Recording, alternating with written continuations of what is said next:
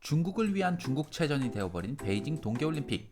마치 정해놓은 시나리오를 위해 우리나라의 쇼트트랙 선수들은 물론 다른 나라의 선수들 또한 이해할 수 없는 편파 판정으로 큰 피해를 입고 있습니다.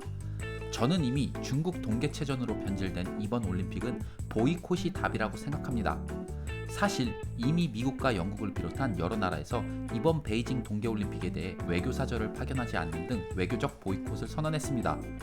이런 불쾌한 상황에서 1896년에 처음 실시된 올림픽 역사에서 지금까지 존재했던 올림픽 보이콧 사태에 대해 영상을 만들어봤습니다. 최초로 남반구에서 열린 올림픽. 그런데 역시 최초로 여러 국가에서 각기 다른 이유로 보이콧하며 참가 자체를 안 했습니다. 첫 번째로 이집트, 이라크, 레바논인데요. 11월에 열린 멜버른 올림픽 개막 약 한 달 전 발생한 제2차 중동 전쟁으로 영국, 프랑스, 이스라엘이 이집트의 시나이 반도 공격과 수에즈 운하 점거에 따른 보이콧으로 멜버른 올림픽 참가를 하지 않았습니다. 두 번째는 유럽의 스위스, 스페인, 네덜란드입니다. 역시 대회가 있기 바로 전 발생했던 헝가리 혁명으로 인한 보이콧이었는데요. 소비에트의 헝가리 시민에 대한 강압적인 정치적 압력에 대항하는 시위였습니다. 이에 소련은 군대를 파견해 혁명군을 무력으로 진압해버렸죠. 유럽의 이 세 나라는 이에 대한 항의의 메시지로 역시 올림픽 불참을 선언했습니다. 마지막으로 중국입니다. 대만이 중국의 한 나라가 아닌 다른 지방으로 따로 올림픽 출전하는 것에 대한 보이콧이었습니다. 이런 대규모 보이콧이 발생하며 스포츠를 통한 세계 평화의 기여가 핵심인 올림픽 정신이 훼손된 것에 대한 의미가 컸던 모양입니다.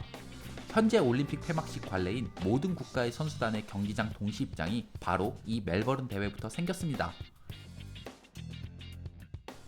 아시아에서 최초로 열린 도쿄올림픽엔 인도네시아, 북한, 중국 세 나라가 불참했습니다. 1963년 인도네시아에선 당시 서방세계 입김이 센 IOC에 대항하기 위해 사회주의 독립국이 주축이 된 신흥국 경기대회를 개최했습니다.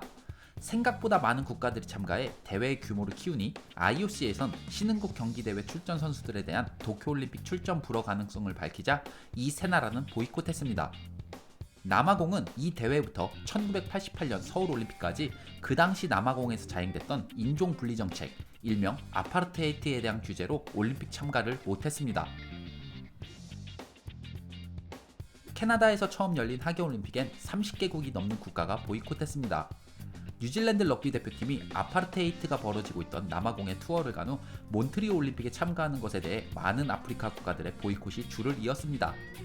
또 하나는 그동안 자유중국으로 올림픽에 참가했던 대만이 중국에 하나의 중국을 고수하는 외교 정책에 힘에 밀려 대만 국기는 그대로 사용하되 국명을 타이완으로 개칭 후 참가할 것을 요구한 몬트리올 올림픽에 대해 거부감을 드러내며 불참했습니다.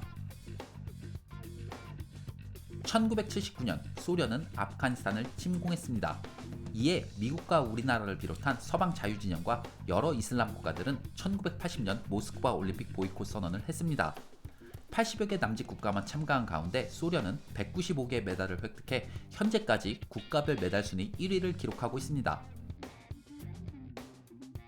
그 다음에 열린 1984년 LA 올림픽에선 당연히 소련을 비롯한 공산권 진영의 18개국이 보복성 보이콧을 실시했습니다. 우리나라에서 열린 서울올림픽은 모스크바와 LA에서 쌓였던 갈등을 풀어내는 대회로 인식되고 있습니다.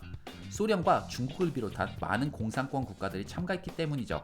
그러나 북한을 비롯 북한과 긴밀한 에티오피아와 쿠바, 세이셸 또한 보이콧했습니다. 이 밖에 니카라과와 마다가스카르는 재정적인 이유를 들고 불참했습니다. 알바니아는 1976년 몬트리올부터 1988년 서울올림픽까지 참가하지 않았습니다.